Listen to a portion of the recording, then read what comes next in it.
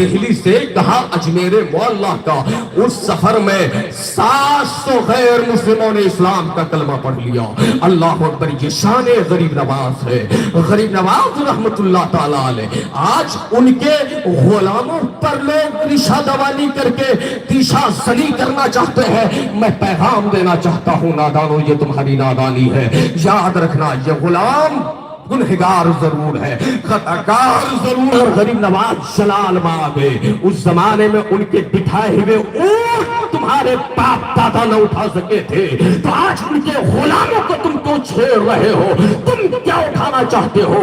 یاد رکھنا، ان کے بسائے ہوئے مسلمانوں کو کوئی طاقت نہیں اٹھا سکتی ہے، لیکن شرط یہ ہے، صرف اتنا کہنے سے کام نہیں چلے گا تو ان کے بسائے ہوئے مسلمانوں کو کوئی نہیں اٹھا سکتا ہے، بلکہ مسلمان کو حقیقی معنوں میں مسلمان بننا پڑے گا، مومن بننا پڑے گا، ان کی تعلیمات پہ عمل کرنا ہوگا۔ آج ان کی تعلیمات پہ عمل نہیں ہے، آج مزارات پہ آپ حاضری دیتے ہیں، اچھی بات ہے، آج اغیار آپ پر بدعتی اور مشرک ہونے کا الزام عائد کرتے ہیں، اس لیے کہ آپ کی ہماری کچھ حرکتیں ہی ایسی ہے۔ حضرات مزارات پہ جاتے ہیں، انداز بالکل ادب اور وصولوں سے ہٹ کر کے ہماری حاضری ہوتی ہے۔ میں آپ کو بتانا یہ چاہتا ہوں، مزار پہ ہم گئے، آپ کے یہاں آندھرا پردیش کے علاقے میں جب مزار پہ کوئی بندہ جاتا ہے ناریل لے کر جاتا ہے، اس لیے کہ لوگ ناریل پسند کرتے ہیں، کوئی مٹھائی لے کر جاتا ہے، کوئی چادر اور گاگر لے کر جاتا ہے، کوئی گلاب کے پتے لے کر جاتا ہے،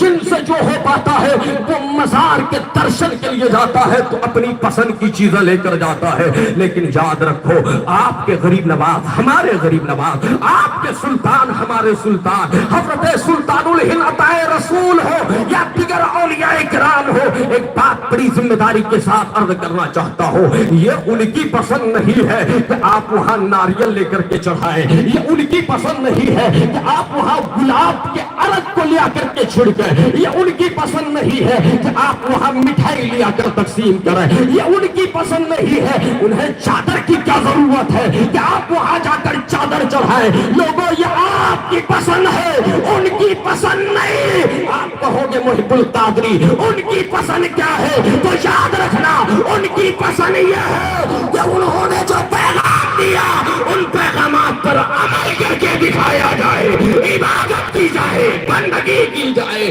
شریعت کے مطابق زندگی۔ ان کی پسند یہی ہے میرے پیارے، ان کی پسند یہی ہے۔ غریب نواز رحمت اللہ علیہ فرماتے ہیں، کیا فرماتے ہیں غریب نواز؟ یہ آپ کے ملفوظات کا مجموعہ ہے، غور سے سنیے گا۔ آپ مسلمان ہیں، غریب نواز کا نعرہ لگا لینے سے کیا بیڑا پار ہو جائے گا؟ دلیل العارفین حضرت سیدنا قطب الدین بختیار کاکی اس کے جامع ہے، مرتب ہے، مؤلف ہے۔ یہ دلیل العارفین سرکار غریب نواز کی خاص مجلسوں کا مجموعہ ہے، 12 مجالس کا ذکر اس میں موجود ہے۔ آپ پڑھیں غریب نواز کی تعلیمات کیا ہے۔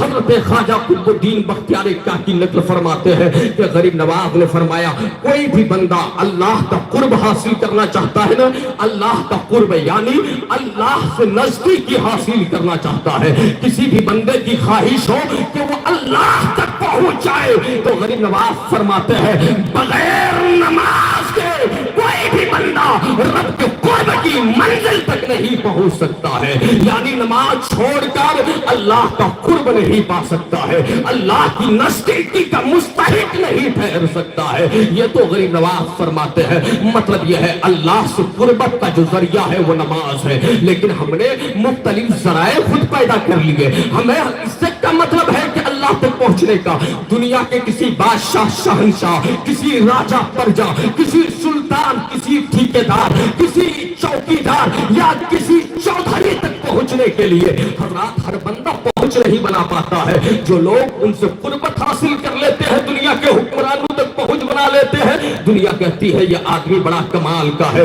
مطلب یہ ہے کہ حکمرانوں تک، ایوان زمام اقتدار رکھنے والوں تک ان کی رسائی ہے، ان کی پہنچ ہے۔ آخر یہ رسائی کیسے بنا لیتا ہے؟ حضرات میں آپ سے پوچھنا چاہتا ہوں، کسی بھی بڑے سے بڑے تک رسائی کے لیے آپ کے اندر کچھ تو گڑ ہونا چاہیے، آپ کے اندر کچھ تو کمال ہونا چاہیے، آپ کے اندر کوئی نہ کوئی تو خوبی ہونی چاہیے۔ حضرات آپ بڑے بڑے سیاسی قداور نیتاؤں، دنیا داروں تک پہنچنے کے لیے ہزار حرب